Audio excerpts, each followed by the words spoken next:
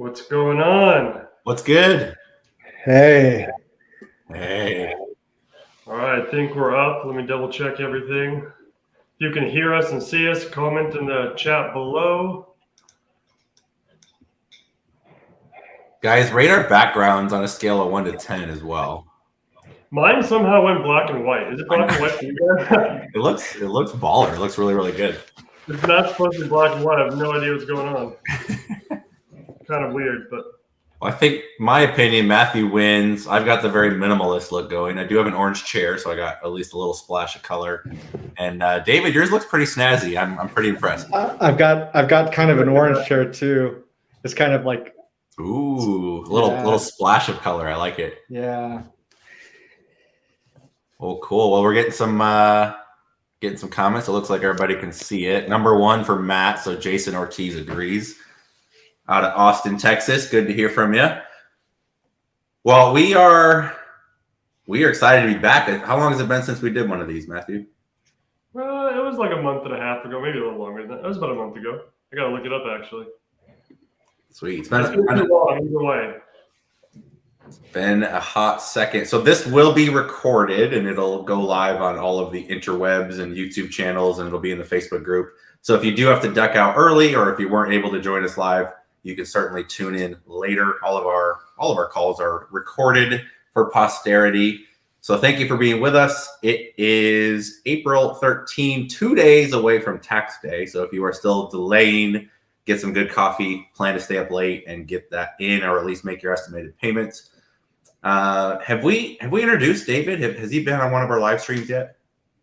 I don't know, Dave. Have you been on a live stream before? I think you have, maybe not. I don't think so. Sweet. Okay. Well, let's you want to give us a little background on yourself? Most people should know who you are. You're pretty active out there. Yeah, sure. So for those of you guys who don't know, my name is Dave. I've been selling books now for almost 14 years and run mostly a merchant fulfilled operation. But I think one of the things I like to tout or toot my own horn on is just being an effective manager and just really building out systems and figuring out how to scale up. So that's just me in a nutshell. I love it. We might have lost Matthew. Yeah, but that's all right. We'll the show must go on. Yeah, the show must go on. And Bill Martlink's in the house. What's up, Bill? Well, we're excited. So David's going to be joining us on a lot more of our calls as well. He's actually joined the IQ family business. I don't know what we call it, but he's one of us. We are excited and delighted to have him. So he's already extremely helpful, and now he's getting paid to be even more helpful. So please reach out. He's been really beneficial on our bulk tool as well. So for those of you doing bulk, you guys know the benefit of tapping into Dave's knowledge and expertise. And if you are doing bulk and don't know about our bulk tool, drop us a line. support@palletiq.com. Tell them you saw us on this call. It is our company. It's got the IQ brand as well. But support@palletiq.com. If you're doing bulk, drop us a line. We got something cool for you. It is invite only, but consider yourself invited. So Matthew may join us, and if he doesn't, I guess David, the show must go on. So we'll kind of jump in here. We did post a ton of comments, or we kind of posted a request for comments in the Facebook group yesterday. I think we got 40 to 45 responses, so that'll give us a good baseline to go through. A little bit of an update today, and actually, David, your Be Optimistic sign is pretty good in the background. We just got word that Amazon's going to be raising the fees again. Surprise, surprise. So typically, fees go up about once a year. Some people freak out, call it the fee apocalypse. And Amazon decided, thanks to rising cost of inflation and fuel, Matthew's back. All right. There we go. Sorry, guys. Due to inflation and fuel going up, Amazon is now adding a 5% surcharge, which will go into effect in 2 weeks. So April 28th, those new fees will hit. The average FBA fees roughly are around $5-ish anyway. So 5% on that, check my math, is about 25 cents. So that's going to cost you an extra 25 cents for every order that Amazon fulfills. Is the sky falling? I don't think so. But David, what's your take? Just you probably saw the email come through today. What's your take on that, especially in your business with the volume that you're doing? Yeah, I mean, obviously it's tough to see, but USPS just announced guidance a few weeks back, I think last week, saying that they're going to raise rates pretty significantly, 8.5% in July. And so, I mean, it's kind of going around. And one of the things that I think all businesses have to do carefully is bake in inflation and increase in costs into the price. And why I say cautiously is because that's also how inflation happens, by everyone raising their price. So, but yeah, I think we just kind of, it's one of those facts of life of 2022 that we have to live with right now. Yep. So e-commerce has seen a pretty good resurgence. Most of us have benefited from that over the last 2 years anyway. E-commerce as a share of total commerce has doubled in the last about 18 months. So it's encouraging for us. No one likes to see fees go up. It's not fun. We're not going to sit here and say it's fine. But the nature of the business, of the economy, of inflation is that's kind of what it is. So Amazon left a caveat, as they often do, that number can be adjusted on the fly. So I would expect to see this 5% number. It's kind of going to probably be a multiplier, and at times they might bump it up to 8%. It may change during Q4 as stuff kind of as an FBA tax, if you will. And if your thought, just like David said, is to go straight to merchant fulfilled and not bother with FBA anymore, that may not solve the problem either, because it looks like media mail rates, and I'm sure DHL and everybody else will follow suit, and rates will go up. So that's the fun news from Amazon. Again, that will go into effect April 28th, so just over 2 weeks out. Scout IQ, Pallet IQ, all of our software will, of course, update and take into account those new rates as well. And we will probably push those out. I would estimate the 21st. We'll try and do it about a week in advance, because if you're sourcing for books a week out, by the time you actually get them to a fulfillment center, those new fees will be in effect. So look out for that on our side. We'll push those automatically. If you get automatic updates, you'll be good, and nothing else required. Matthew, we missed you in Miami. So Dave and I got to hang out in Miami. We did the Miami 2022 conference. So this was Avery Romer the Romer's second conference, and it was well attended. I think there were about 70 to 80 attendees. I think we had about 415 speakers. It was very speaker heavy, but it was a great event. Dave, any takeaways from that event? It was not necessarily a bookseller event, but what did you learn? Did you pick up on any industry trends, or what was something cool that you picked up from it? Yeah, I mean, I was just really impressed, and I thought it was overall a great event, especially for their second, professionally organized event. So really had a good time there. I think you had a good time there too, Caleb. I'm trying to think major takeaways from there. Nothing that really sticks out right now. I know we had some great speakers talking about a lot of retail arbitrage and online arbitrage and wholesale tips, and some of that stuff translates to books as well. So overall, it's just a really good event, and had an opportunity to meet and network with a lot of great people. So I really liked it. What do you think, Caleb? I had really positive takeaways as well. It was interesting. Matthew's kind of pushed the envelope a bit at some of the turn the page events where, we tend to do more technical talks. I'm very analytical. And so if someone's coming to an event, I want to make sure there's very practical tips that they can take away from it. And Matthew, probably maybe halfway through our turn the page, maybe number 3 or 4, was kind of like, hey, can I do a personal development talk? So less about pricing and sourcing and numbers, but more just here's how to develop yourself, personal growth. And he kind of did a talk on that. It was really well received. And Dave, you and I chatted after the conference. It felt like 90% of the talks there, while they were maybe a little focused, everybody had their own. We kind of joke about flavors of religion. Some people are very much into wholesale or retail arbitrage or books, or you name it. We're all just trying to make money. And a lot of the talks really got quickly into self-help, personal development, personal growth. And it was just interesting to see there's a lot much more focus on that. I don't know if that's a COVID thing, if it's just the people that were in the room, but it's a good encouragement. I think the habits that you make in your personal life, your personal financial life, your sleep habits, your eating habits, your exercise habits, I think all of those play into how well you can run your business. And so that was kind of my big takeaway was, less about the technique, less about the tactics, and more about kind of setting up those habits of, really repeatable things that you can do. Yeah. Well, and Matthew's also a trendsetter. I think that's what that Yeah. establishes. Oh yeah, I'm sure that's what it is. Well, I need to catch up with his backdrop here. I keep talking about it. My wall's still blank. So we got to do something here. Out there, we'll set you up. We'll get something together. Those LED lights look amazing. They really make that background pop. So well done on that. Thank you. Well, a couple other things. Speaking of events, we are going to be bringing Turn the Page back. Michael Kreider has been strongly pushing us to go to Vegas, so that's a very easy location for people. Vegas, it's still a good time to go. It's not busy at all compared to what it used to be. I was there in January, and it felt like a ghost town still.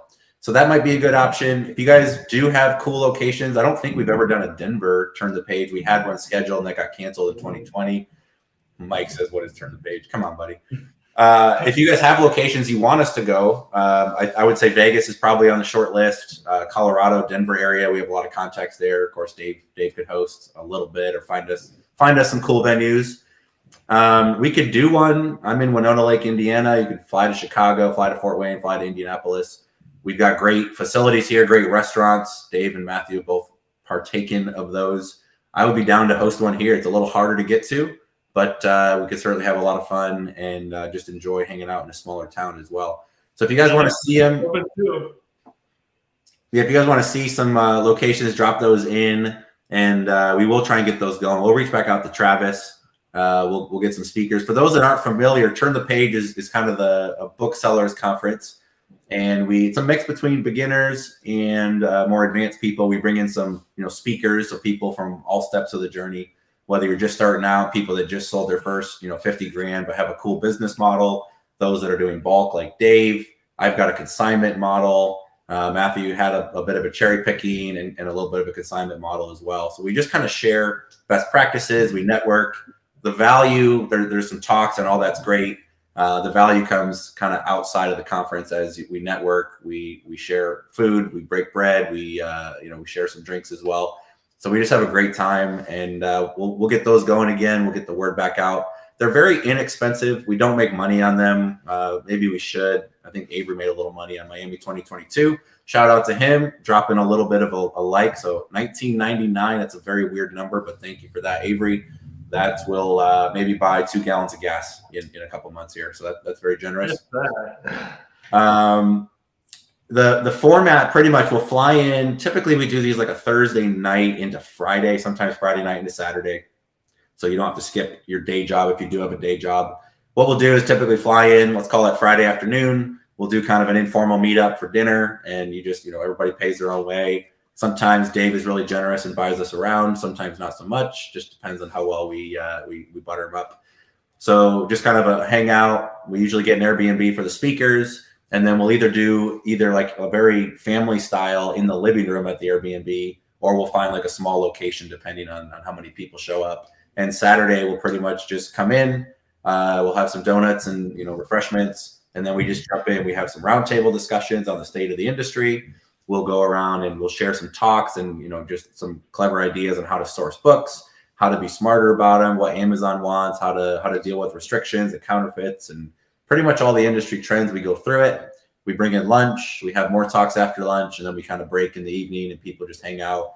And then typically people will stick around on Sunday and go do some hikes or tour the area, or, whatever it's known for. You can partake of the local delicacies. So they're pretty cool events. Price points typically about $200 to $250. Again, we pay for the speakers to come in. We make sure that they're reimbursed for their flights and their travel and their lodging. And again, we don't really make money on them, and that's kind of how we run the event. So we'll Charleston. I'm going to back the Charleston one from Facebook user. If you want to show us your name on Facebook, how do they do that, Matthew? There's a link in the description of this video that says StreamYard. You just have to click it and give them permission for your Facebook, and it'll be able to pull up your name. Or just go to YouTube and it'll automatically pull your name in. Perfect. So if you don't want to just be Facebook user, you can do that. So we'll get those again. We'll be talking to Travis from AccelerList. We've done those kind of as a joint venture in the past, and we'll get those spun back up as people are more comfortable traveling. So pretty excited about that. Another thing, Matthew, do you want to announce this? The bourbon event? Oh yeah. So we need to be a little bit better with our live streams, and we want to get some more content out to you guys. So from not this coming week, but the week after, we're going to start a weekly live stream. We're going to call it Books and Bourbon because Caleb and I like books and we like bourbon. It'll be at 4 p.m. Eastern is what we're thinking right now. So let us know in the comments if Thursdays at 4 p.m. Eastern work well for you. Or if you have another preference, let us know. If we see something else that everyone's saying, we might be able to switch that around too. But we'll bring in some speakers for these different live streams. We'll go over specific topics each time. We'll always have some time for Q&A. It'll just be a nice weekly thing to connect with everyone and bring some people on. And maybe we'll even bring you guys in every once in a while for live questions or hot seats or things like that. So we're excited for it. We're going to call it Books and Bourbon. And David, we're going to have you on for one of them too. Get Yeah. Those poor people in Hawaii. Okay. Bring a juice box or something else like that. So what did you say, David? I said those poor people in Hawaii, they're going to have to start drinking at 10 a.m. I know. Yeah, I'm Pacific time. I was like, Caleb, is it all right to start drinking at 1 o'clock in the afternoon? It's fine. For those that don't know, I have been collecting a bit of bourbon. I haven't really posted it on Instagram, but there's a lot of alternative investments right now. Some people are flipping NFTs. Some people are, getting into Robinhood, crypto, and watches are really big. I know David's kind of into that. Shoes, baseball cards, like cards in general, have been making a pretty big comeback. I've kind of gotten into bourbon over the last year, and it's kind of a cool community. I've met some great people. There are some legality issues to reselling it, so you kind of buying it's fine. You got to kind of resell back through like auction sites and kind of do it by the book because you don't want to get in trouble there. So it's a little bit harder, but bourbon as an asset class went up like 58% in the last 12 months. So there's probably a lot of bubbles out there. Housing might be one as well. So the focus won't really be on bourbon. I'll kind of bust out a different bourbon each week and just kind of tell a little bit of a story about the founder or the process or just kind of some of the urban folklore. And if that's not your thing, that's fine. You can drink some iced tea or a beer or wine or whatever floats your boat. Again, the main focus of this will be books, but like any good marketer, we had to do some alliteration. So Books and Bourbon will be our mini podcast, if you will. And we'll have some of you guys on there. TJ and Lisa, I see you guys are on the call. We loved having you in there. We got Romer on the call. Look at this. What's up, Romy? What's up? My audio might be really, really bad. I'm driving back from Miami right now. So. No, it's looking good. Okay. Kick me out if it's too glitchy. No, it sounds good. You're going to be heading off to Columbia here soon, aren't you? Yeah. I'm going back to Nashville for some business for like a month or two, and then I'm headed out to Columbia for 4 months, and I'm only going to speak Spanish. So. Are all your posts going to be in Spanish too? You said what? Are all your Facebook, Instagram posts going to be in Spanish too? So I'm actually okay. So what I'm going to do is I'm going to shoot like an outrageous amount of content in the next.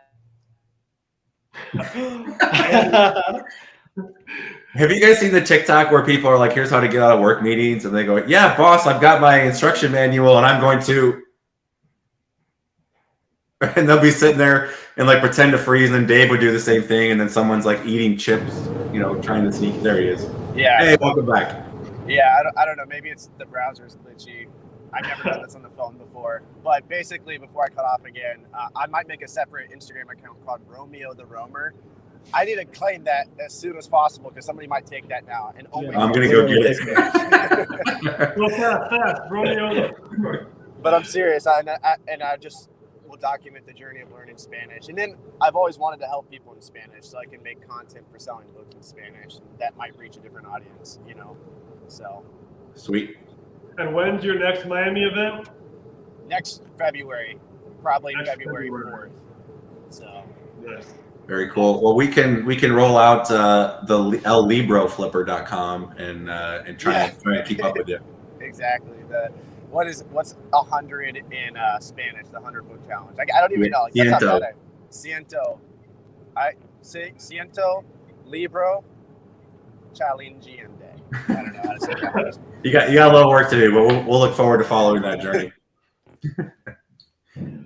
All right. Well, that was fun. So we'll be doing those. That'll be like our podcast. Again, we'll just talk current events, and a big chunk of what we do, we'll try and have a little bit of guided content, 15, 20 minutes of something that we're learning or something you can take away. and then we'll jump in and kind of turn the show over to you. We'll do Q&A just like we're going to do here in just a minute. So we're excited to get those going. Matthew is always like we got the good angel and the bad angel sitting on the shoulders, and Matthew's always telling me to get more content out. So Matthew, this one's for you. It'll be fun. Beautiful. A little teaser. Well, thanks, John. John Muscarella was in Miami, and thanks for the $20 bill. So you just outdid Romer by a penny. So if someone else could beat that by a penny, we'll just keep this thing going. That'll be great. A little bit of a teaser. We're working on a program to kind of monetize older books, like older collectible type stuff. So we're going to be partnering up with a fellow that's got a ton of experience. For those of you that believe life is a simulation, I don't necessarily subscribe to that, but if it was, this guy is always on his phone. He knows every book. Literally, I'll just hold up a book and he's like, yeah, that's worth something. He's a walking encyclopedia. He's like a computer. So we're going to be kind of rolling out a program there, more aimed at bulk users, but also there's going to be some pretty cool, just regular implementation. So for those of you that come across a lot of books, I'm sure I leave a lot of old books, and talking to this fellow, we realized that I've left a ton of money behind. We're going to try and give you some more resources and tools to try and monetize some of those older books. So be looking for that. That's all I can say right now. A little bit of a teaser, and then I do need to apologize. I got a new retainer. So I think David just finished up Smile Direct Club. I'm on Invisalign. It's been great. I'm like 2/3 of the way through. The newest retainer they put. I got it yesterday. It's got these bumps along the back of my top teeth, and so I have an incredible lisp right now. It sounds awful to me. I'm sure it's fine to most of you. I didn't even notice. Yeah, it's I didn't notice every S. My tongue doesn't know where the back of my teeth are right now, so it's a little painful for me. But that's all we can do. Billy, 99 cents. Cheers, buddy. Thank you. So with that said, I think that's about it for state of the current market. So again, we're bringing back Turn the Page. Amazon FBA fees are going up 5%, which roughly translates to $0.25 a book. That'll happen in 2 weeks. And we're going to be helping you with ways to monetize old books and then bourbon in books. Did we say when that starts, Matthew? Not this coming Thursday, but the Thursday after. So actually, the first day that the new fees kick in, April 28th. It's a bummer for our businesses, but it's a plus because that's when Bourbon and Books starts. So we'll all kind of celebrate. We'll drown our sorrows together, and we'll kick that podcast off, if you want to call it that. We'll be doing that weekly every Thursday. Nice. All right, Matthew, we have a giveaway to do. Do you want to hold that to the end? Yeah, let's hold that to the end. So the giveaway is for everyone that left a comment or request the question on the original Facebook post in the Book Flipper community group. Let me drop a link to that here so we can go to that. If you want to leave a question there, or we could take questions from here as well and add it to the mix. I don't know if you want to do that, but everyone that put a question on that original post, I'll put a link to it here, is entered into a merch giveaway. We'll announce at the end, but we'll go through the questions first. Let me just copy the link and I will drop it in there. Perfect. And if you guys do have questions as well, we'll kind of pick off the Facebook ones. So Matthew, if you want to kind of guide that discussion, and we'll kind of rotate between the three of us who wants to answer that. So we'll kind of take a stab at those. And if you do have questions, you can comment on the Facebook live stream. Those will show up here or on YouTube, and we'll try and get to as many as we can. It is 4:24 Eastern. We've been going for 24 minutes. We will run this until the questions expire. So we'll go to a little after 5 probably, and then at that point we'll probably be all talked out. So we're gonna go chat for about another 30 to 40 minutes. And with that said, Matthew, kick us off. Yeah, well, I got some questions from that original Facebook post written down here. So the first one was, I don't have a question. I just want the guy in the photo. Is that about you? I think that was me. I had my Superman Scout IQ shirt. It's the Scout IQ merch, guys. The giveaway. That's what's doing it. So make sure you get the Scout IQ merch. What they didn't know was that was just a stock photograph. It wasn't actually anybody. So we'll kind of go from there as well. I did make a comment. I will stand behind this to anybody that wants. If you do hit the 1 million scan club, if you can get to 1 million scans on Scout IQ, scanning the same book over and over and over again does not count. But if you can get to 1 million scans, I don't want to commit to flying out to you. That could get pricey. I will buy you dinner. Dave will, Dave, me, or Matthew. One of the three. We're in different areas of the country. If you're on the East Coast, I'll kind of handle it. Dave can kind of do the West Coast, and Matthew can kind of get the Southwest flavor. I don't want to commit to coming to you. You might have to come to one of us, but we'll make sure that you're well compensated. So 1 million scans. If that's you, drop us a line, and that'll be fun. So what else you got, Matthew? All right, first official question is, for someone who doesn't have a lot of cash flow, are there alternatives apps out there to find rank and profit info? Well, the easiest one's the Amazon app. It's free if you have an Amazon seller account. Do you have to have a pro Amazon seller account to be able to see the info in the Amazon app or not? Do you guys know? It's been a while since I've looked. I think you have to have a pro account to use the Amazon seller account, but I could be mistaken. So one thing that I'm not sure who left, I'll have to look and see who left this comment again, but we do have multiple plans for Scout IQ 2 as well. So if you're looking on there and just see like a $44 a month plan, we do have a live only plan for $14 a month to help that when you're just getting started, if you're low on cash flow. But the Amazon seller app, if you have an Amazon seller account, I would just download the Amazon seller app and see if you're able to scan books with it. And it's a little more of a roundabout process. You're not going to get eScore and some of those other features, but you can at least see what the different prices are a book is selling for and kind of make a little bit of an educated guess based on that. The other way you could do it, we offer a team account. So if somebody has just a regular database account through Scout IQ, you can add a live only member for $10 a month. And so if you do know another seller, if you want to network in the Facebook group, you can sort of piggyback off their subscription. If they have an Amazon Pro account, you can tap into that as well. We're not allowed to share credentials with you. But if you do know of another seller, you can certainly post in the group and say, hey, I'm just looking to tap into someone else's account.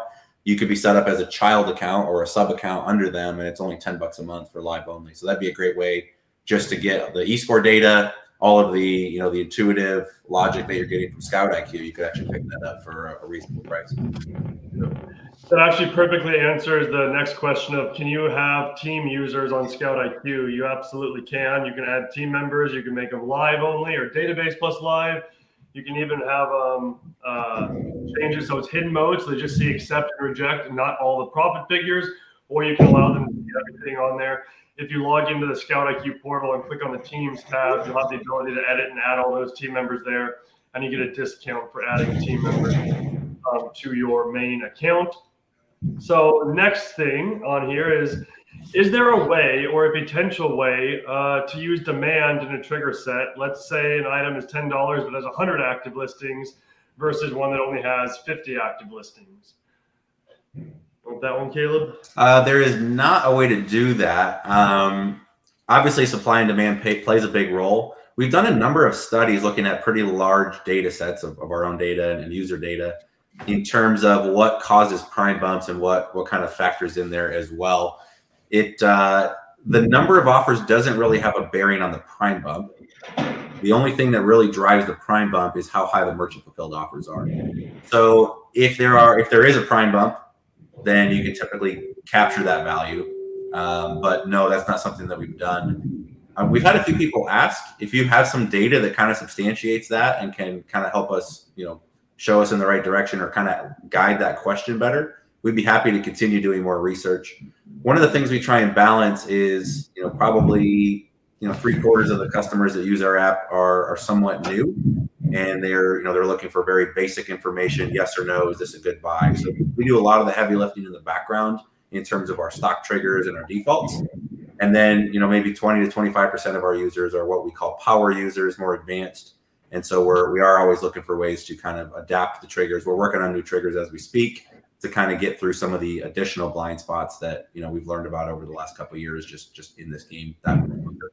So again, most of what we do is optimized towards making it simple and doing a lot of logic for you on the backside. And if you do have some data there or some more hypotheses that we could test, by all means, reach out. You can reach me at caleb@thebookflipper.com. I'm always happy to hear from you, and we can definitely chat through that a little bit more. Yeah. Next question is, what are the Amazon FBA storage limits for new sellers? And it used to be 1,000 for a little while. Has it gone up with everything else, or is it still 1,000? Still 1,000. Still 1,000? Okay. So 1,000 for new FBA sellers. How important is the buy box for used books? Well, just to add on to that last question, it is 1,000 to start with, and then depending on your IPI and your other metrics, that is being adjusted typically once a week. Again, Amazon doesn't always follow their own rules, but typically once a week, your restock limits will be adjusted. And Sorry to interrupt, but has anyone seen their restock limits adjust in the last 3-4 weeks? Mine Up or are down in general? Just in general, like we just started listing FBA again, and our IPI is pretty solid, and it hasn't moved at all over the last month. Well, Seller Central has been glitching as well. There's a lot of FBA listings that aren't showing up in Seller Central, but they are showing up on Amazon. So there may be some other glitches in play. So I don't know about that. You comment if you guys are seeing some different things in there as well. Kyler's saying he saw, his buddy had 3K of a restock limit that dropped to 1,000. Typically, Amazon wants to see stuff selling, so the more you sell, the more your limits are going to go up. I know in Canada, they've actually been squeezing the FBA limits right now. They must be running out of space. So they're always going to use that rule. But as a rule, if you meet the IPI limitations, there's no inventory storage limits. And then, of course, Amazon went back against that and added what they call restock limits, which does really negatively impact booksellers. We all felt it starting, I think, last May, and it went really through the end of Christmas, and then they kind of relaxed. Yeah, I see in the comments some people are saying that their restock limits have gone up, and then some people are saying that it's been the same. And I wonder, for the people who have similar IPIs above the threshold, I wonder what other sort of externalities or factors are affecting how Amazon's changing it. Yep. And then Romer saying last increase was March 19th. So anyway, if anyone has more information on that, I'd love to find out. Cool. All right, next question. Is Pallet IQ still viable with current market inflation? So Pallet IQ Marketplace is what's being asked about there. Yeah, so we factor in all the fees, and you pay a percentage after outbound freight, after inbound freight to Amazon, after Amazon's fees, you're paying a percentage of the expected payout. So nothing will change there. If you're buying a pallet, this week, and by the time you get it in, that extra 25 cents will impact you, but we'll update our algorithms there. So if you're not familiar with Pallet IQ Marketplace, right now we have a large backlog of buyers. Everybody's restock limits have gone up, and so a lot of people are looking for inventory. What it is bulk sellers that are able to kind of have efficiencies, buy a truckload at a time. The buying a truckload is pretty cash intense, so you're typically paying anywhere from $3 to $6 grand for a truckload, depending on freight, depending on where you are in the country, and then you got to go through it. You have to have a warehouse, employees, equipment, etc. So it's pretty pricey. And then by the time you go through that truckload, whether it takes you a day or a week or a month to get through it, you then have to list the inventory and wait, a couple weeks to a couple months to start capturing some of that value back. So what we've done is there's a lot of buyers that don't want to go cherry pick. They don't want to buy books by the truckload. They don't have the space. They don't want to invest in that. So what we've done is we kind of sell, for those from the Midwest, it's akin to buying a portion of a cow. So the bulk sellers are buying the entire cow. They're processing it. They are going to sell you the steak. So they're going to take all of the whatever basically Scout IQ's triggers are accepting. They're going to palletize that, get an inventory list together. We manage the entire process remotely just to make sure that everything's fine. They do a bit of a quality control, and they are going to sell you a pallet, or as much as you'd like to buy, of pre-scanned acceptable inventory ready to list into Amazon. This is for FBA sellers. It's not for merchant fulfilled sellers. They're going to sell you the steak. They're going to send off the hamburger to sell back your book and other buyback vendors. And then they're going to recycle the hoofs and the fur and the hair and whatever else, the other parts, the internal organs. So if you want to buy steak, you can do it. It is a premium. A full pallet typically costs between $2,500 and $3,500. We will, build it to your budget. And then what happens is they will ship you typically a palletized boxes on a pallet. Essentially, that's what palletized means, of course. And they will ship that to you. You can then go ahead and list them. Our target return on investment or ROI on this program is anywhere between 75 and 100%. That is if every single book sells. And of course, not every book is going to sell. And so what happens is we do expect your realistic ROI after you sell maybe 80% will be somewhere in the 30 to 50 to 60% range. We do have a lot of repeat buyers. So, they're not coming back to us unless it's working. I've bought pallets. I've turned a profit on them. I know they work. And so that's what it is. So for those of you that see it, you go, man, a $3,000 pallet, what on earth? And someone made a comment that we're like Bill Gates selling pallets. Sure. But these are pre-scanned pallet. It's good, acceptable inventory, ready to go live on Amazon. Why would a supplier sell it? Cash flow. If they've got $5,000 into a truckload and they have to wait roughly 2 months to break even by listing that on Amazon, depending on their efficiency, or they can sell that for $7,000 on the marketplace tomorrow, that allows them to recapture that money, turn a profit, and then go buy the next truckload. And then what that really allows them to do is ramp up and get more supply and start doing 2 and 3 and 4 truckloads a month instead of 1. What that does is it gets economy of scale. It allows them to focus on just the scanning. We've got some buyback vendors that help add some juice to that equation as well. And before you know it, if you're able to negotiate and build really good systems, you can then buy more books, process them quickly, and turn it into cash. So if that's intriguing to you, if you are doing bulk and want to do something, we are, I don't want to say desperately, but we are eagerly looking for new suppliers. Thrift Books is buying up a lot of material right now. So it's a little bit harder to find some books. If you are on the bulk side of things, we can set up a call. David is very, very helpful and may be able to help you unless you're in Denver, and then you can help yourself. He's not going to, compete with himself. But it's a pretty cool program. So the website name there is just palletiq.com. It's called our marketplace program. John Schramm manages that. You'll be chatting with him over email. He's a good fella, an even better golfer, and he takes care of you. So that's the program. I would say as a buyer, we're very buyer heavy right now. So if you do want to come into the program, fill out the form, but we are probably 2 to 3 months behind in terms of fulfilling orders. If you are a supplier, if that sounds intriguing to you, we would definitely like to talk. You can reach out on that site, or you can just email John directly, marketplace@palletiq.com.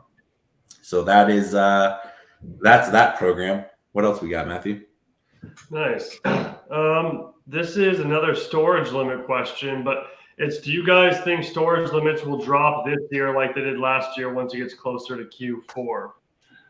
What are your thoughts? Do you think it'll be back to the same exact thing, or do you think it'll be a little less than it was this past year? Dave? I've got no take on this. No take on it? Yeah. Whatever happens. Yeah. I have no idea how Amazon picks and chooses. Caleb, you predicted last year correctly that the restock limits would be a temporary thing. And lo and behold, it popped right back up after Christmas. It did. And Mike Kreider was also part of that prediction train. The nice part of making predictions is that when you're wrong, people kind of forget about it. And if you're right 1 out of 10, it looks good. But basically, e-commerce went crazy. It roughly doubled during COVID, in 2020. And Amazon's warehouse capacity only went up 50%. And you picture an average Amazon warehouse is typically 1 million plus square feet. They're huge. And for them to add 50% capacity across the entire US was unbelievable. That rate of growth is incredibly difficult to manage, especially when building materials went up and it's hard to find labor. So they increased their supply, their capacity 50%, but the demand went up 100%. Amazon could not keep up. So, and I've said this before, but Amazon cares about buyers first and foremost. Almost everything Amazon does is aimed at making buyers happy, even at sellers' expense. The next category Amazon cares about is sellers. They do want us to be there. I know it's easy to think they don't care about us, but they do. We are now more than half of the entire selling volume on Amazon, and they need to make sure that we're happy because there's other opportunities. We can go sell on Walmart, eBay, other platforms, etc. So Amazon does, buyers first, sellers is kind of the next asset class that they care about. And last but not least, they sometimes do things for their own good, and it's rare. We rarely see them make moves that don't benefit the buyer or the seller. This was probably the first time when they put these restock limits in place, and they said, enough is enough. Hold the phone. We can't handle all this volume, and you can't send more than what we allow you to let in. And that number changed weekly to make sure that they did not overwhelm the warehouses. So that was a protectionist movement. I don't we'll see if we see it again. That's not good for sellers. It's not good for us, right? We have to kind of switch to merchant fulfilled, kind of change our operations. It's not great for buyers because that might limit the supply of stuff on Amazon now. So if a buyer tries to buy it and it's stocked out, they're going to go try Walmart or Target or another site. And if they turn out they like it, Amazon might have lost the customer. So this is not something that Amazon wanted to do. It was out of necessity. And now that, the e-commerce is continuing to grow, I don't think we're going to see it double. It's now almost 20-ish, 25% of total retail. So for that to double again in a year would have to get to 40 to 50% market penetration.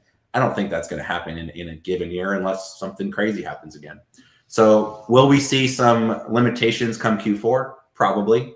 Will we see that level of limitations? My bet is no. But again, we're all at Amazon's mercy. It's their sandbox. We just play in it. Nice. All right, this is a good question for David here. When it comes to fulfillment by merchant, I always include free shipping, but does it really make a difference? Am I leaving money on the table by eating the shipping cost, or is it a wash either way? Yeah, I mean, so that's a great question. So here's the tricky thing with free shipping.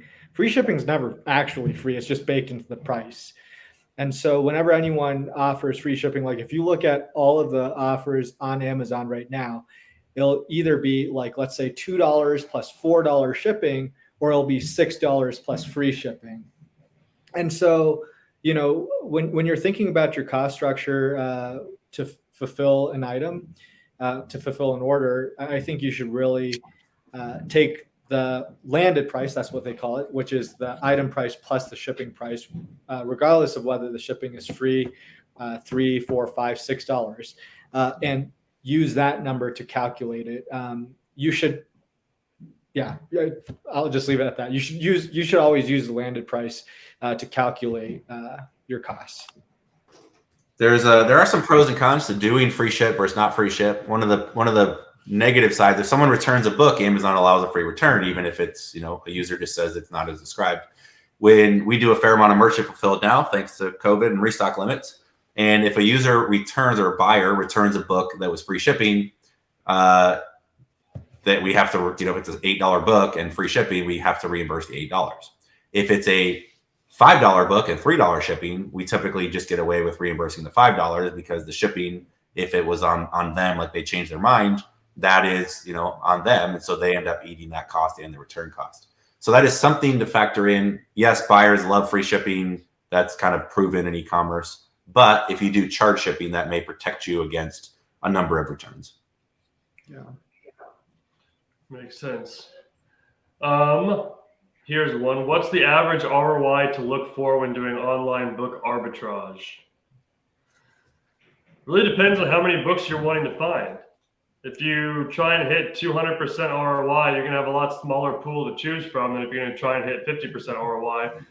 So you can start out higher and try and search for specific things that fit your criteria really, really carefully, like 100% or 200%. But if you're trying to do this and invest thousands and thousands of dollars a day, it's going to be very hard to maintain that percentage, I think, over time. But do you have a different analysis, Caleb? ROI is not the only thing worth considering. It's also dollars per touch or dollars per book. So if you, you can't really do this with online arbitrage, but if you're spending 10 cents on a book and you're getting 1,000% ROI or 10x, you're making $1. Well, great, but you still had to touch that book to make $1 versus a $100 book that you can make $50 on. That's only a 50% ROI. So 1,000% versus 50% seems like ridiculous. Of course, you'd want 1,000%, but one is $1 for touching it and one is $50 for touching it. So don't forget the fact that it's not necessarily just ROI. If you want to buy $6 books and try and get 100% ROI, cool. You're making $6 every time you touch a book, assuming it sells at the expected price. However, if you're willing and able to play with, $30 books and make 33% ROI, make $10 per book, sometimes that may be more favorable. So it depends on where you are. If you really want to value your time and maximize your dollars per book, you should look more at dollars per book instead of an ROI, and you want a minimum ROI, right? So that's important. The other thing to factor in is just what you said, Matthew, is if if I gave you $1,000 and said you have to buy online books or retail arbitrage or whatever, and you only have $1,000 and your goal is to maximize that, you can afford to be very, very picky and skip 50% ROI and 80% ROI and find the very best of the best books. That might take you 3 days to kind of weed through every single offer and pass up a number of good books to get to the very, very, very best. The downside of that is you're going to pass up a lot of opportunity. If I gave you $100,000 and said, go spend this on online arbitrage, you may struggle. And especially if you had a really high ROI target, you're definitely going to struggle, because the number of books that are going to have a 3x return when you're talking online is very, very limited versus the number of books that are going to have a 30% return. The other thing to factor in is you have to know what your risk tolerance is. If you target 100% ROI, you need to sell 50% of your books to break even. Anything over that, you're going to make money. But if every book that you buy and flip is exactly 100% ROI, you need to sell 50% of the books to break even. If you're buying books that are 50% ROI, this is going to be a weird fraction to flip around in my head, you're going to need to sell a lot more than you think. So the tighter your margins, the smaller your margins, the more your sell-through rate has to be there. So if you're going to target smaller ROI, you'd better be really certain. You better have high E-scores. You better really know that you have a good market for what you're doing. And the higher the ROI, the more sloppy you can be. You can take some risks on long-tail books, because if you're targeting 700 to 800% ROI, you only have to sell a very small percentage of your books to break even, and the rest is gravy. Nice. That's good. Good answer. So that's all the ones from that main Facebook post, but we can start picking off some ones from all of these comments. If you guys want to pick off a few of those, I'm going to grab all the names from that first post and enter them into the random number generator so we can get someone pulled up as a winner for the giveaway later on. Cool. So yeah, for those of you that did comment on the Facebook post, thank you for doing that. That helps provide some content. I'm going to flip through these. I don't think, Matthew, I have the power to click and make it show up on screen. So we'll just read through some of them. That's all right. And Dave, if you see any that pop up there as well, let us know. Yeah. Someone asked probably about when you were talking about bourbons and books and bourbon, they asked about, speaking of alternative investments, any of y'all into graded comic books or sports cards? I guess I'm not. Are you guys? No, I haven't played that game. If you guys are in that game, you can make money doing anything. That's something Matthew and I, we don't even joke about it. I 100% believe it. The graded comic book sports card is an interesting market. I know the sports card market's blown up quite a bit. In fact, that a lot of the grading entities are very backed up. If you want to send in cards, whatever the lead time used to be, I'm not in that world, so I can't speak, very knowledgeably. Whatever the lead time used to be, it's gone up tremendously just because of the volume. And I think the pricing has gone up as well. But for those of you that play that game, getting something graded, getting, outside party to verify and say, yep, it's authentic. Here's the grades, 9.2, or, however their system works. That allows you to kind of command top dollar for some of these things. It's crazy. I see another question here. Someone asked, Scott Taylor asked, wondering if you guys are seeing increased labor costs and what you're typically paying your employees. Caleb, you have a couple full-time people, right? I've got one. They're all contractors. I got one that's part-time plus. He was doing about 30 hours a week. He's down maybe 20. He runs his own book business on the side. He likes the labor aspect. We kind of have a symbiotic relationship. I pay him. So he's kind of my manager. I pay him $17 an hour. And he gets a small, not even an equity kicker. If he leaves the company, it's out. But he's got a little incentive tied to how the business does. The challenge there, and I love incentives. I love to try and make everybody win as much as possible. The downside of that sort of incentive as a percentage of sales is the fewer hours he works, the more money he makes per hour, because he's getting the percentage of the business, so to speak. So we're still trying to figure out how to kind of dial those incentives in. And then I do have some part-time employees, mostly college students and some other people in the community. I typically pay $15 an hour. So that is, that's probably higher than normal in small town Indiana. Although, Taco Bells are now getting, 12, 13, $14 an hour. So it's getting close. What I offer is extreme flexibility. We've got a code on the warehouse. They can come and go as they please. They can work at 3 a.m. I don't really care. And so there's just tasks for them to do, try and outline. I'm not nearly as good as Dave, but we have our standard operating procedures. We've got everything kind of tracked. I can kind of see what they're doing. and we make sure that the business continues to run. So it's a good sandbox. I enjoy having it. I don't stop by the warehouse very often anymore.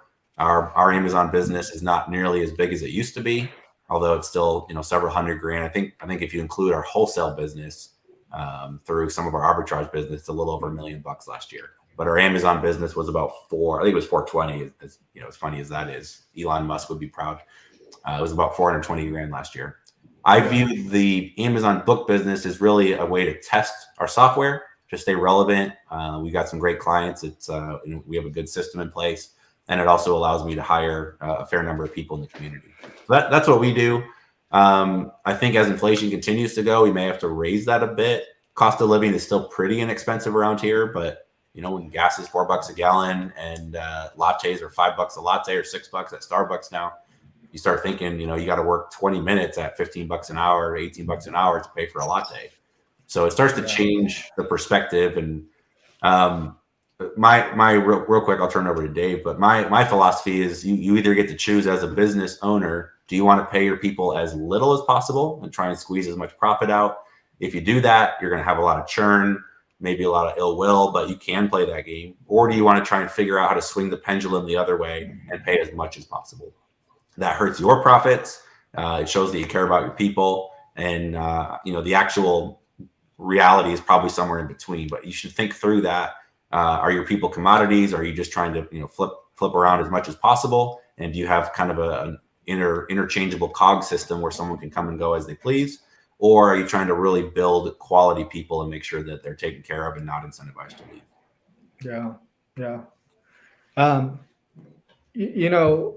For this question, I think it brings up, for me, a lot of anxiety over the labor market right now. And this is something that I've seen here in Colorado for the last, especially Denver, over the last couple of years. And, just a few years back, we were paying, $13, $14 an hour for an average person here. And now we're $2, $3 higher than that in 2 short years. And I'm all for people getting paid more, and I'm all for wage equality and, income equality and all that. But I guess where my fear lies is my concern is that a lot of businesses are subsidizing wages through company profits and also through leverage. And I really do think that essentially there's kind of a bubble happening in the labor market right now. That's my belief, is that people are paying more simply because they can't find people, not because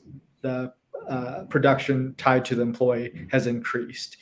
And also not necessarily because the cost of the products has increased. And so my big concern is that here in the near future, that there's going to be kind of a aha eureka moment where people sort of wake up from this, this days, and where they say, oh my God, like we have massive payroll and we can't support it through our sales, and there's just going to be massive layoffs. I hope that doesn't happen. One of the things that I'm doing, because I believe that, is that we're trying to build in resilience into our employee structure. And so we're trying to cross-train employees, so that way if it's slow in one department, if sales slow down, we can transfer them to other departments, try to kick things back up. And the other thing that we're trying to do is trying to figure out what other incentives motivate people to work at a company. Because at the end of the day, yes, they have to be paid, but there are a lot of other motivators that really drive people. And I think the easy one for us and the book business to tap into is like books. Like people enjoy working with books, even if they don't have the opportunity to read it. They just love the idea of books. And so, if people, are advertising for jobs in the Facebook group and aren't putting in something like bookstore or working with books, like if they're just like warehouse job, I think you're not really squeezing the most juice out of the lemon, if you know what I mean. Yeah. Because you can attract a lot of people who are interested in books that are willing to work for a slightly lesser hour or $1 per hour, but just really passionate about books. Well, culture is incredibly important, and I know Dave, you do a really good job of that. But I want to make sure my contractors are not employees, but my contractors are happy and want to be in there, and so I try and make the conditions as good as possible. I'm not in there a lot. I don't like to micromanage. I make sure there's good snacks and coffee and good stuff for them as well, just so that it's kind of a fun environment. I had like a single mom working for me. She had a couple kids, so I had like a couch in there and a TV, so she could bring the kids in instead of having to get daycare and everything else. So it's you try and do some things for the culture of it as well. And then one of the things to think about, if you're a solopreneur or you're thinking about ramping up, one of the things I'd recommend doing is put $1 per hour on your own time. Because when you're just starting out and you don't value your time, it's easy to do tasks that don't really add value to the business. It's easy to do $5 an hour job because you're moving the needle forward. You're chasing that sales, you're chasing that dopamine hit. That's okay if you're just starting out and trying to learn the ropes and making mistakes and you're just testing the waters. That's all right. But as quickly as you can, start putting $1 per hour on your own time and place that value at least what you would have to pay employees, ideally higher. And your job as a business owner, whether you ever want to hire employees or not, is to make a profit. And your job is to extract as much profit out of the business as you possibly can. If you're not able to extract more than $15 an hour out of the business, you're certainly not going to be able to hire people. That's a bad situation. You're going to have leverage in the wrong direction. So if you can't be profitable and squeeze enough of a value per hour out of it, you're never going to be able to hire somebody else. And for those that don't want to, you don't have to. Like, no one's going to tell you have to scale your business up and ramp it crazy big. More is not better. You'll hear me say this a lot when I talk. More is just more. So you're going to have more headaches. Dave, we had a call earlier this morning. He had to go back and, he had some people in there and he had to go in and be with his people and kind of set up some shelves and do some other things that he committed to. So he is now, even though he's the boss, he's the manager, he's the owner, he still feels the responsibility to be there and make sure that he's, being present, helping his team out and not, standing at a distance. So if you are going to have team members, make sure you treat them well, make sure you care about them, and make sure you're running the numbers right where you're extracting a good value out of the business so you can afford to pay them and hopefully pay them more over time. That's good. This is an interesting question for the newbies out there. I don't know who posted, just this Facebook user. It says, I'm just getting started. I'm told this is a bad time to start. How soon do you start seeing progress? I don't know, Matthew, you wanna jump in on that? We can chime in after. Let me find it real fast and throw it up on the screen. At 4:26 p.m. 4:26. I'll do math in my head. 1:30. Oh, 1:30. Someone else says hello from the Mitten. Where on the Mitten are you from? I'm from over here-ish, from Grand Rapids. So any Michigan people, hello. Oh yeah, there we go. Found it. I'm just getting started. I'm told it's a bad time to start. How soon do you start seeing progress? Well, it's two different questions tied into one there. So is it a bad time to start? I don't think it's a bad time to start. One of the things we always see with Amazon is that Amazon is constantly changing, and us as sellers, we have to change with Amazon. And a lot of times Amazon will release new fees like they're doing right now, and a ton of people will throw up their hands and say, I'm done, I quit.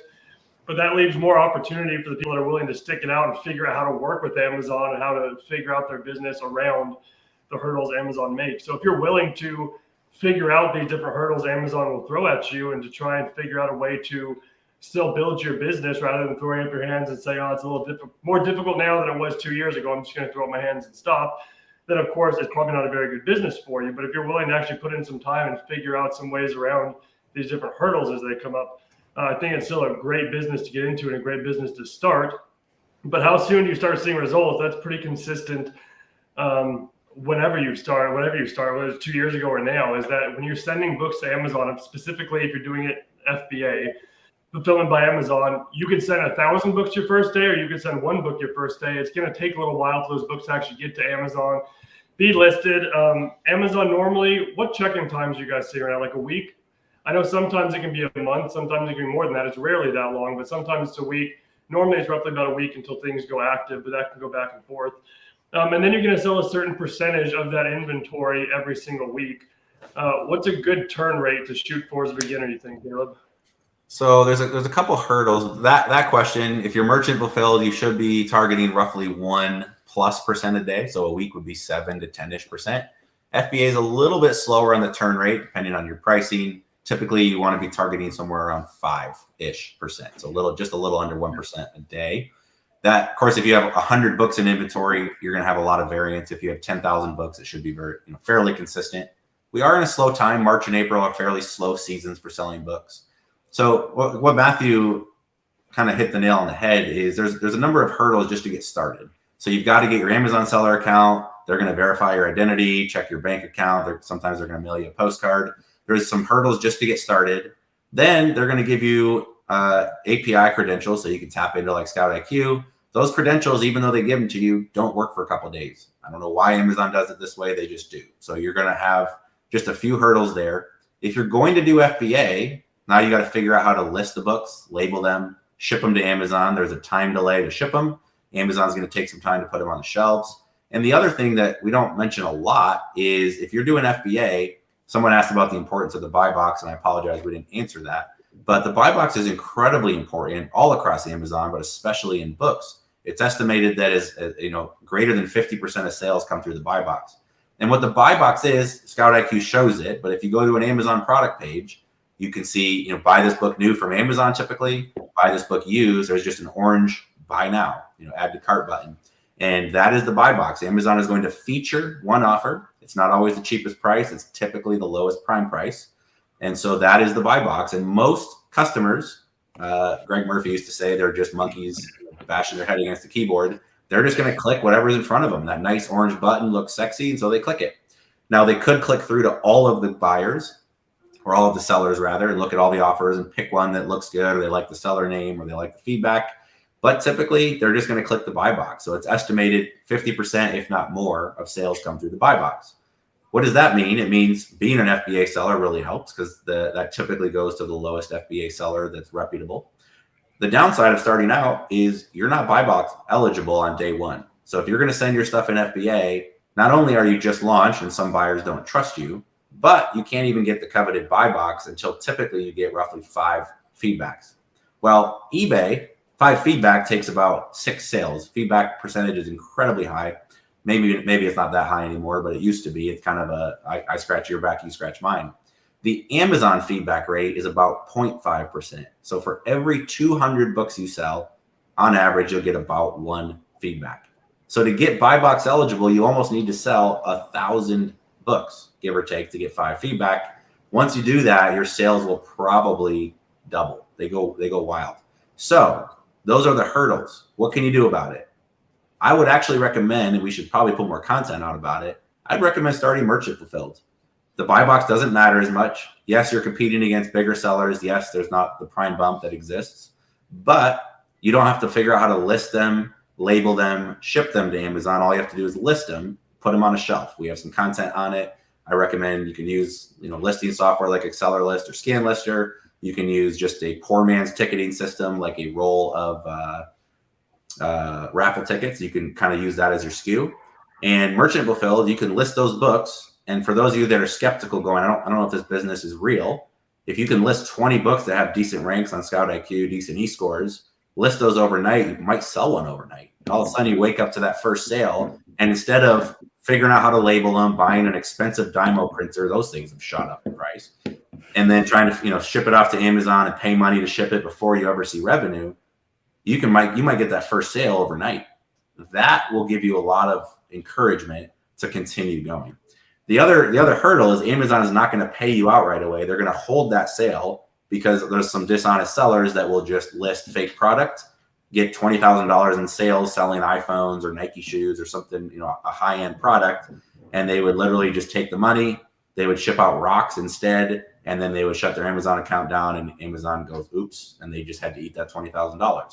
So what Amazon does now is they verify sellers. It's in buyers' interest as well. They want to make sure that buyers aren't getting screwed.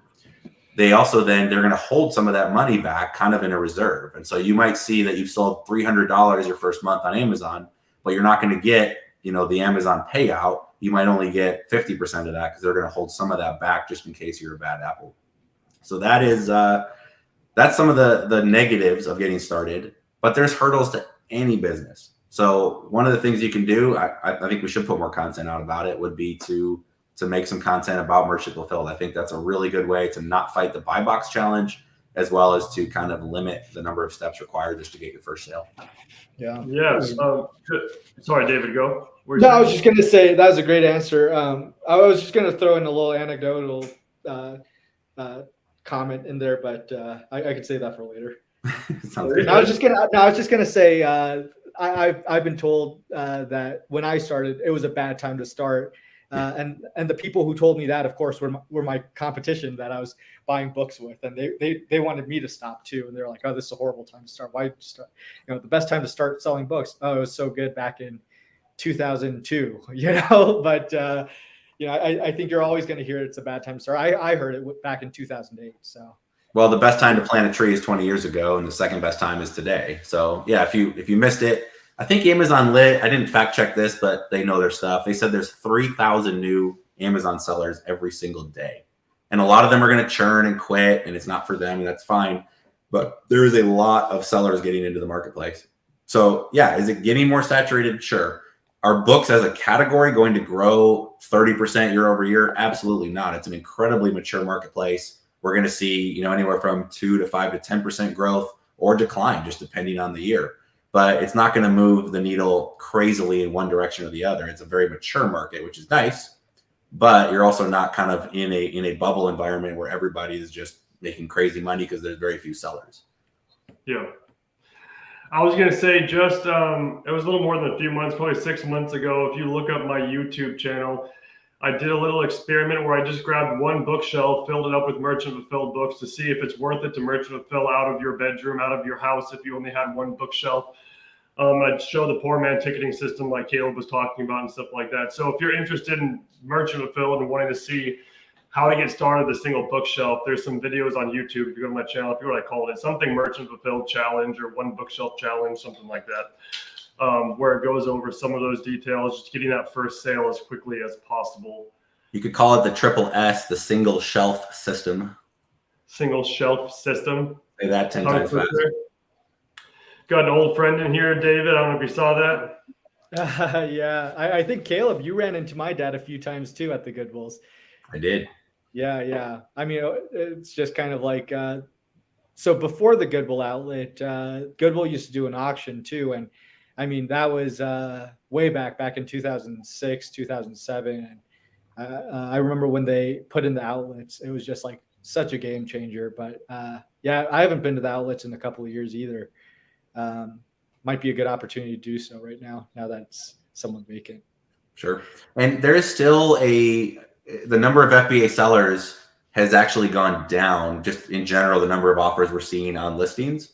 Because when the restock limits came into effect, we actually couldn't send material in. I think we sent, you know, 1 or 2 or 3 pallets over the course of like 6 months because our limits just kept going down as we sold.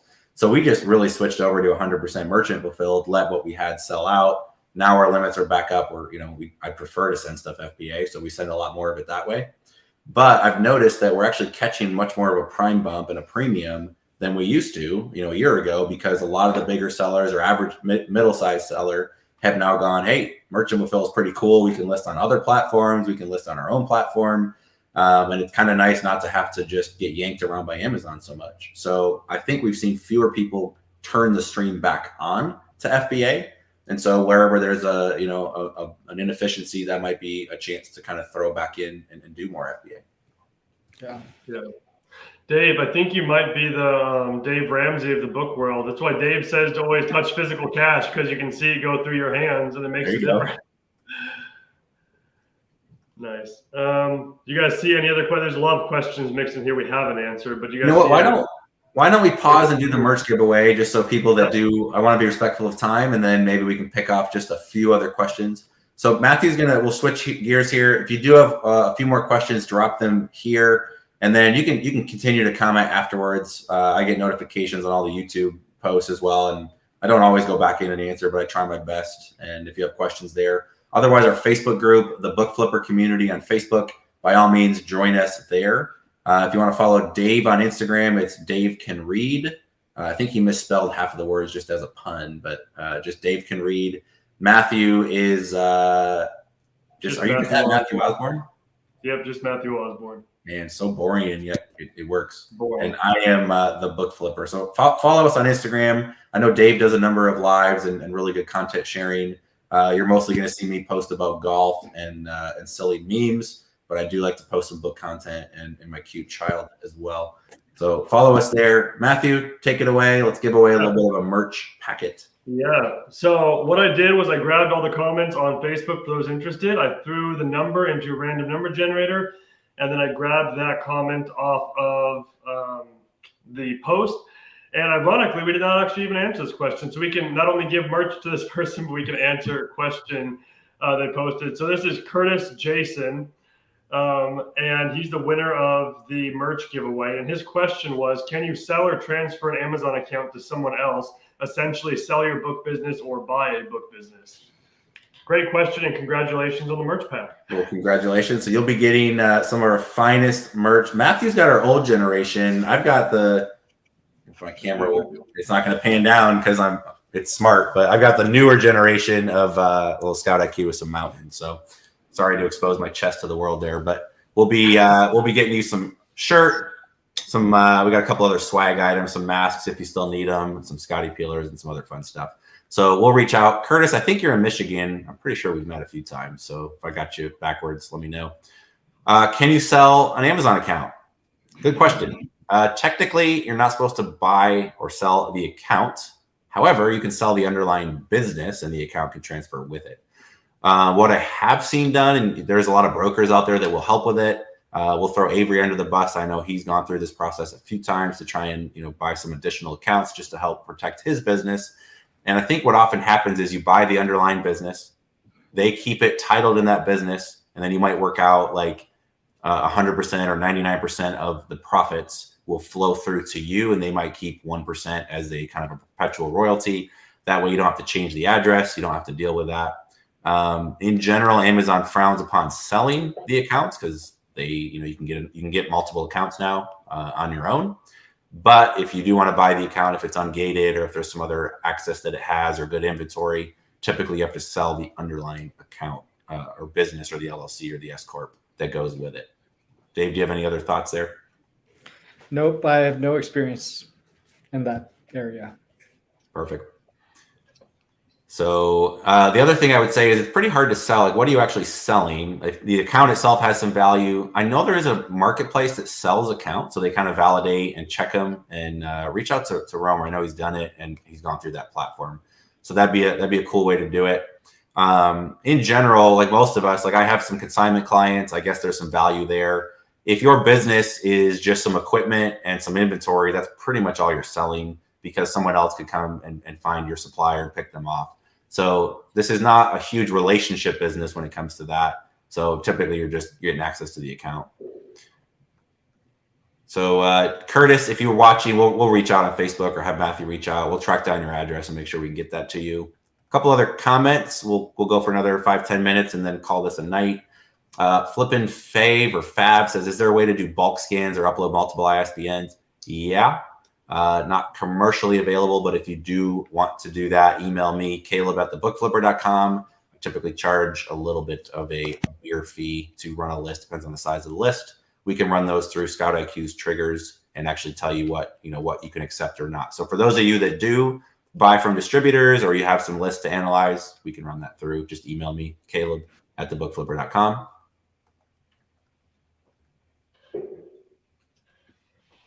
What else is there? Let's see here. Someone asked, what is the lowest e-score you would purchase for online arbitrage, online book arbitrage? It's going to be a sliding scale, just like I would buy for Scout IQ. So if the e-score is 2, 3, 4, it's got to have 1,000% ROI. It's got to have really crazy upside. We call it asymmetrical upside in the risk profile world, because I'm very unlikely to sell that book quickly. And so I'm going to make sure that it's worth the risk to possibly sit on it and possibly never sell it. So I don't know if you guys do. I don't have a minimum e-score that I'll purchase, but I typically don't buy 0 e-scores unless there's no listing on Amazon. Something that is intriguing, I've done it a little bit. I haven't really fleshed it out a tremendous amount just with all the other responsibilities, but there's a pretty cool opportunity to look for books on Amazon that don't exist, books that are, very few sellers, and pick those off of eBay and list them into Amazon. There's more buyers looking to buy stuff on Amazon. If you can go between marketplaces, you can do this with Facebook Marketplace to Amazon. You can do it from Amazon to eBay. Anytime there's multiple marketplaces, there's usually an efficiency. So that's another good opportunity. It's not just buying on Amazon and reselling back on Amazon Prime. A lot of times you can take advantage of alternative marketplaces. Yeah. Can I share something that I heard from another bookseller last week that was pretty interesting? Absolutely. So I had the opportunity to visit a bookstore here in town, just down the street from where I'm at, actually. And they've been in the book business now for like 40 years. It's a couple, and they're old. They're really old. And they're retiring. They're getting rid of all their inventory. And, they're talking about selling on Amazon, and they're still super old fashioned. They're hand typing every single detail. Like, they'll grab a book and they'll say, page 2, corner frayed, and like they'll type everything out. But like they were telling me how they intentionally look for titles that Amazon doesn't have in stock, or like there are no other sellers on, even though there's no sales rank. They don't even know what an e-score is, but yeah, even if the sales rank is like 10 million, they'll still throw it up there, and oftentimes they'll get a really nice premium on it. And a lot of what they sell a lot of like old art catalogs. So like talking about, a gallery and what art they had 50, 60 years ago or whatever. And so I thought that was really interesting. It's just not all about e-score and sales rank always either. I mean, that's kind of like more of a niche thing, but yeah, it was really interesting. Yeah, there's typically our world of booksellers tends to view, well, that's kind of fun. Look at that, 3 amigos. That's different. Click the new button, but that works. Our world likes to treat books as widgets. It's something you can buy cheap and sell high, flip them. There's definitely a school of people out there that really love books and want to make sure that they're being protected, and there's always a market. We also talk about, if you buy a Gaylord of books, you're typically going to sell, anywhere from 10 to 15 to 20% on Amazon. You might kick another 10, 15, 20% to buyback companies. And that means you're typically left with, 60-ish% of books that just don't have value. Every one of those books is worth something to somebody, right? You could spend your entire life trying to figure out how to monetize each book. And I guarantee there's a way to do it, even if it's damaged. But you have to figure out from an efficiency standpoint, what's worth it. What do you care about? So there's lots of ways to run a business. That's a pretty cool example of, some old school sellers still finding ways to extract some value out. Yeah. And you know what the best part is?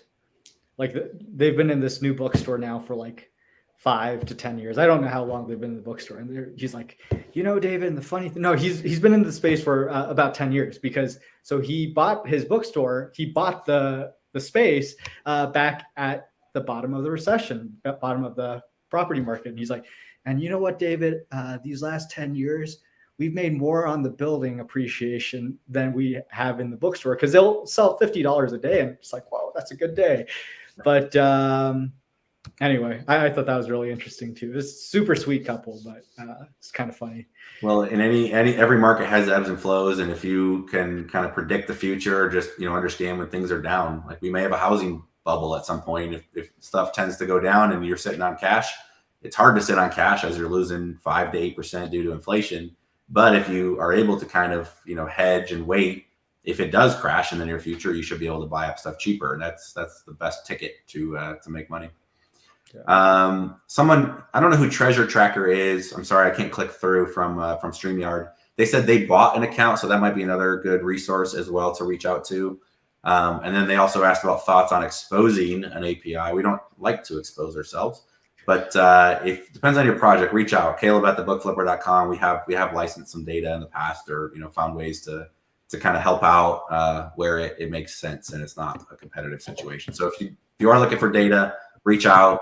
We can help you. Just you got to coax us into wanting to. You have to buy Caleb a lot of bourbon. It's bourbon. It's golf. I mean, I've got a man of devices. So, lastly, someone says, I'd love to pull a Margin of Safety one day. It's kind of the holy grail of books. It's a blue and white cover. There are counterfeits out there, unfortunately, but that book typically sells on Amazon for between $800 and $1,200. So it's usually about $1,000 book. I was fortunate enough. I'm ungated on one of my accounts, and that book is gated on some now due to counterfeits.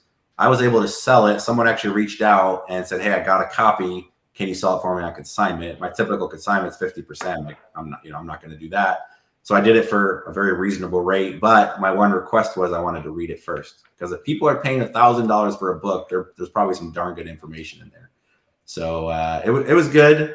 Basically, it was a way to value companies, and the whole point was just like the antiquarian couple selling out of their warehouse that they bought at the bottom of the market, is if you can identify a company that is undervalued based on however you want to measure it, whether it's potential, whether it's cash flow, whether it's value to the market. If you can find something that's undervalued and you buy it when it's undervalued, then it's really hard to lose. So the higher the margins, the safer it is, essentially. And there's more to it, but that was pretty good.